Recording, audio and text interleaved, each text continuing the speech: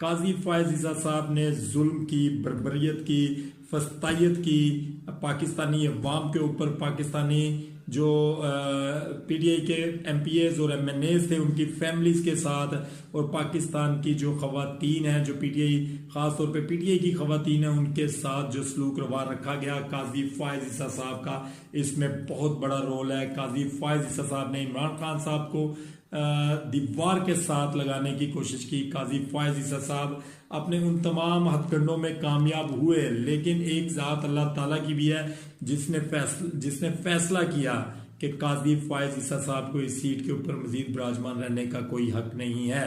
काजी फायज ईसा साहब 25 के बाद अपने घर की राह लेंगे, और उसके बाद काजी फायज ईसा अपने घर से भी नहीं निकल सकेंगे। आज आप ये चीज नोट डाउन कर लें, जो जुल्म इन्होंने पाकिस्तान के अंदर किया, जिस जुल्म का ये हिस्सा